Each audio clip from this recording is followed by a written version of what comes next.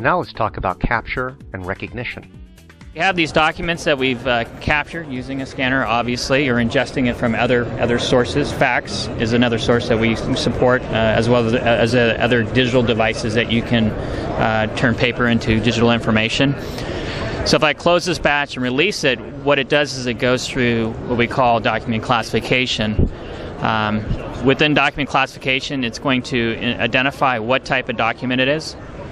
And then one of two things will happen. It'll go to recognition, where the data will be extracted. But here what we've set up is to prompt an operator to review it. So you can see here the claim document, the estimate document that we just got done processing was properly identified. These other two documents were also identified. So the first one is what's called the Dlb Auto Estimate, which is one type of document. Estimate details, and then the vehicle title. So you can see how it grouped it all together as one type of document. Allows us to do semi-structured documents, to pull in things like invoices without really understanding where the data is in a semi-structured document.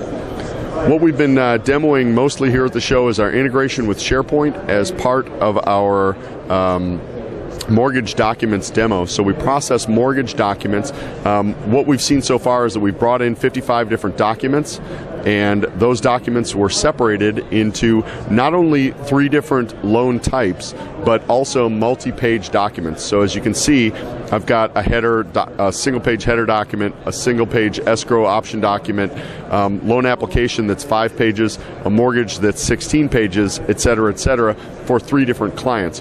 All of that was done automatically by the KTM server. After OCRing the information, it separated it into multiple documents. It then classified them into the types of documents that we set up for classification. From there, we now go into validation, where a validation operator will take a look at things like settlement date.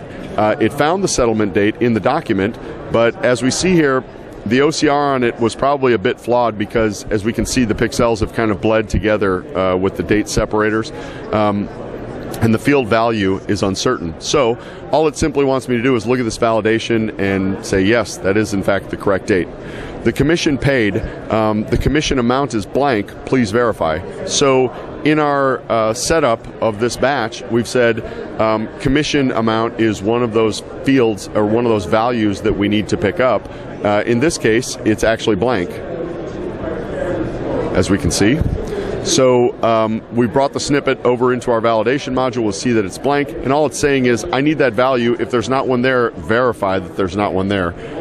So what you see on the screen is typically what we can do is automatically locate a very specific word on 3 letters, and that's very important because that does eliminate an operator to do it manually. Typically, if you have to do it manually, somebody will have to read the documents from top to bottom and locate the specific word. With our technology, it is done automatically. That's really where we've been very successful for the past 15 years. Our main industries are legal, government, healthcare, and banking. Let's take a quick break from the show and talk about capture evaluation tips. When looking at capture software, some questions to ask are, what type of text or handwriting are you trying to recognize? Will the form, whether it's electronic or paper, benefit from redesign? What's the volume of documents that need to be recognized and typed? What about the error rate, and how much cleanup will you need to do? What about workflow to help route between various parties? What type of indexing will it handle? And ability to download to ECM, EDMS, or data systems. And of course, have you documented all these and other requirements in an application design document?